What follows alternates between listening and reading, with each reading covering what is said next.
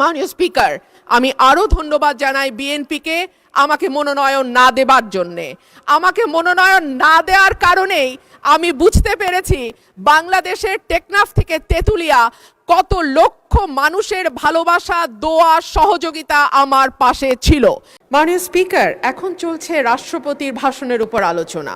বাংলাদেশের সংবিধান অনুযায়ী প্রধানমন্ত্রী এবং প্রধান বিচারপতি নিয়োগ ছাড়া রাষ্ট্রপতিকে আর সকল কিছুই প্রধানমন্ত্রীর পরামর্শক্রমে করতে হয় এবং প্রধানমন্ত্রী রাষ্ট্রপতিকে কি পরামর্শ দিলেন সেই ব্যাপারেও কোথায় কোনো প্রশ্ন উত্থাপন করা যায় না। সে কারণেই দীর্ঘদিন ধরে রাষ্ট্রপতি এবং প্রধানমন্ত্রীর ক্ষমতার ভারসাম্য আনবার ব্যাপারে বারবার আলোচনা হয়েছে। সরকারি দল, বিরোধী দল, 24-এর অভ্যুত্থানের আগে পরে সকল সময় বলা হয়েছে যে রাষ্ট্রপতি এবং প্রধানমন্ত্রীর ক্ষমতার ভারসাম্য আনা হোক। বিএনপি তার ভিশন 2030 এবং 31 দফাতেও এই ব্যাপারে সুনির্দিষ্ট প্রস্তাব রেখেছে।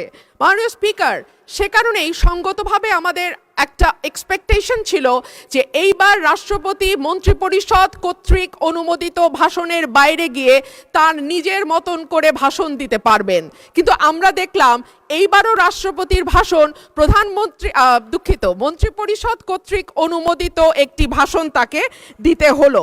সো আমরা যদি এতটুকু স্বাধীনতা মাননীয় স্পিকার রাষ্ট্রপতিকে দিতে না পারি তাহলে আর আমরা কোন ভারসাম্যের কথা বলছি?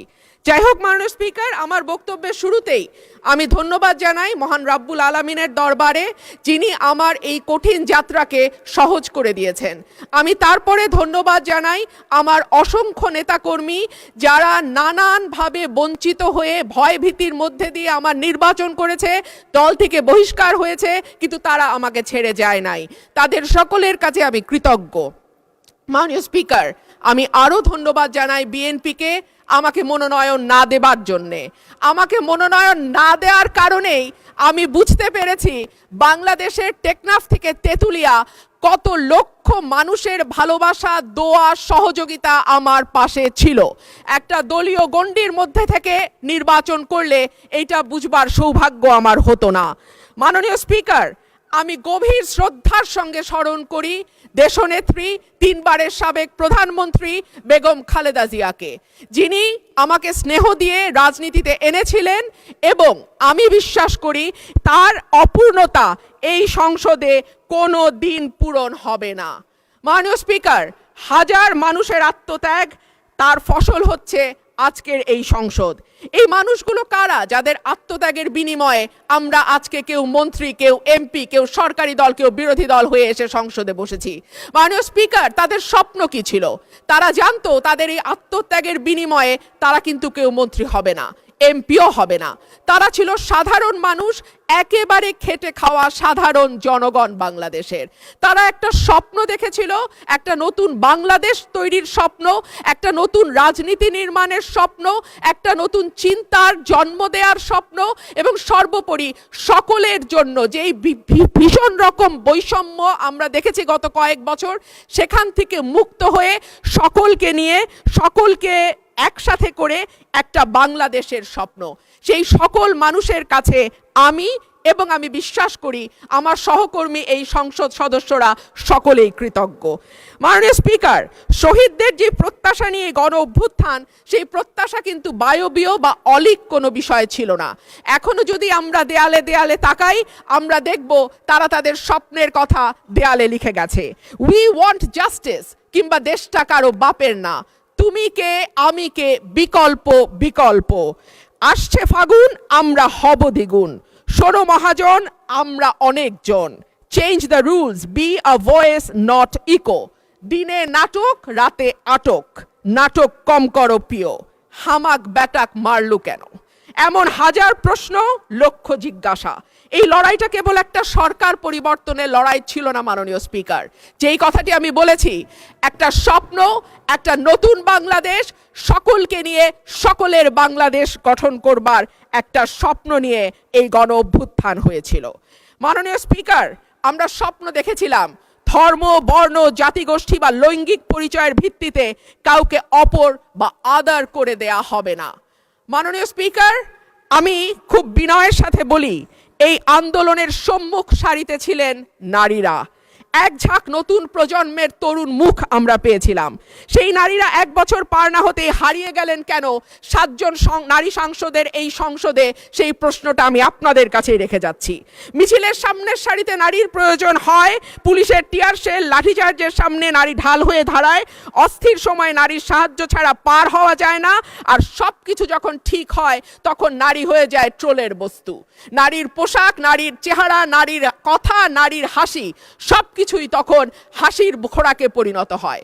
মাননীয় স্পিকার, আমি আপনার মাধ্যমে আজকে সংসদে আরেকটি কথা বলে যাই। 52% মানুষকে পেছনে ফেলে নতুন বাংলাদেশ রচনার কোনো চিন্তা যদি কেউ করে থাকে, সেটা কখনো সম্ভব না, কোনো দিন সম্ভব না। মাননীয় স্পিকার, রাষ্ট্রপতি ভাষণের 5 নম্বর প্যারায় বলা হয়েছে, বিবিএস এর চূড়ান্ত হিসাব অনুযায়ী জিডিপি প্রবৃদ্ধির হার 3.49%। প্রবৃদ্ধি হচ্ছে, উৎপাদন বাড়ছে, কিন্তু সেই অনুপাতে কর্মসংস্থান সৃষ্টি হচ্ছে না, বরং উৎপাদন ও সেবা খাতগুলোকে অর্থনীতির মূল চালিকা শক্তি হিসেবে ধরা হয়। সেই 2 খাতেই কর্মসংস্থান চলছে। একে চাকরিবিহীন প্রবৃদ্ধি বলে, যা দীর্ঘমেয়াদে অর্থনীতির স্থিতিশীলতা, অন্তর্ভুক্তিমূলক প্রবৃদ্ধির জন্য একটি বড় ঝুঁকি। দেশে শিক্ষিত বেকারের সংখ্যা বাড়ছে, অন্যদিকে দক্ষতার অভাব এবং ভাষাগত দুর্বলতার কারণে বড় বড় প্রতিষ্ঠানগুলো বাধ্য হচ্ছে অন্য লোক নিয়োগ দিতে, অর্থাৎ কর্মমুখী শিক্ষা দিয়ে চাকরির জন্য প্রস্তুত করতে আমরা ব্যর্থ হচ্ছি। মাধ্যমিকের নিচে শিক্ষাগত যোগ্যতা থাকা ব্যক্তিদের বেকারত্বের হার যেখানে 3.01%, সেখানে উচ্চ ডিগ্রিধারীদের ক্ষেত্রে এটি 8.7%। ভাষণের 6 নম্বর প্যারায় মূল্যস্ফীতির কথা বলা আছে। বিবিএস এর সর্বশেষ হিসাব অনুযায়ী চলতি বছরের ফেব্রুয়ারি মাসে দেশের খাদ্য মূল্যস্ফীতি দাঁড়িয়েছে 9.30%, যা গত 13 মাসের মধ্যে সর্বোচ্চ। উচ্চ খাদ্য মূল্যস্ফীতির কারণে বিশ্ব ব্যাংকের ঝুঁকিপূর্ণ দেশগুলোর লাল তালিকায় অলরেডি বাংলাদেশের নাম গেছে। এর সরাসরি প্রভাব পড়ে নিম্নবিত্ত এবং মধ্যবিত্ত মানুষের ওপর, যাদের মোট আয়ের 2/3 থেকে অর্ধেক পর্যন্ত খাবার কিনতেই চলে যায়। ক্রমাগত মূল্যস্ফীতি দারিদ্র্য বাড়ায়, পুষ্টিহীনতা তৈরি করে এবং আগামী প্রজন্মের মেধা বিকাশে সরাসরি প্রভাব রাখে। মাননীয় স্পিকার, প্যারা 7-এ রাষ্ট্রপতি 19 ফেব্রুয়ারি পর্যন্ত বৈদেশিক মুদ্রার যে রিজার্ভ, সেটা দাঁড়িয়েছে $34.78 বিলিয়ন বলে ঘোষণা করেছেন। এই বৈদেশিক মুদ্রা আয়ের প্রধান খাত হলো পোশাক রপ্তানি। এরপর আছে প্রায় 1 কোটি প্রবাসীর পাঠানো রেমিটেন্স, বৈদেশিক ঋণ, ফরেন ডিরেক্ট ইনভেস্টমেন্ট বা এফডিআই, বৈদেশিক অনুদান ইত্যাদি। একক শিল্প হিসেবে তৈরি পোশাক খাতের উপর অতিরিক্ত নির্ভরতা, বৈদেশিক ঋণ বেড়ে $113.51 বিলিয়ন হওয়া, এফডিআই এর ক্রমাবনমন ইত্যাদিকে মোকাবেলা করতে হলে রফতানি পণ্যের বহুমুখীকরণ, বিনিয়োগ বান্ধব পরিবেশ তৈরি, বিদেশে দক্ষ শ্রমশক্তি প্রেরণের কোনো বিকল্প নাই।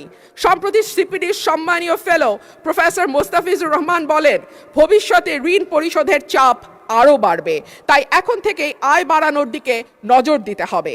রপ্তানি ও প্রবাসী আয়ের প্রবাহ শক্ত না হলে এই চাপ সামাল দেয়া সত্যিই কঠিন। পাশাপাশি হুন্ডি ও অর্থ পাচার বন্ধে কঠোর ব্যবস্থা নেওয়ার কথা বলা হয়েছে। গত 15 বছরে দেশ থেকে যে বিপুল পরিমাণ টাকা পাচার হয়েছে, যার পরিমাণ কেন্দ্রীয় ব্যাংকের হিসাব মতে $23,400 কোটি, সেটি ফেরত আনা না গেলে কিংবা ব্যাংক খাতে থাকা 6 লক্ষ কোটি টাকার খেলাপি ঋণের পরিমাণ কমিয়ে আনা না গেলে অর্থনীতির পুনরুদ্ধারের কোনো পরিকল্পনাই কাজে আসবে না। পাচারকৃত টাকার 75% যায় ওভার অ্যান্ড আন্ডার ইনভয়েসিং এর মাধ্যমে। গত 10 বছরে এই ওভার অ্যান্ড আন্ডার ইনভয়েসিং এর মাধ্যমে পাচার হয়েছে $68 বিলিয়ন। সুতরাং এই মিথ্যা ইনভয়েসিং বন্ধ করা না গেলে টাকা পাচারও বন্ধ সম্ভব নয়।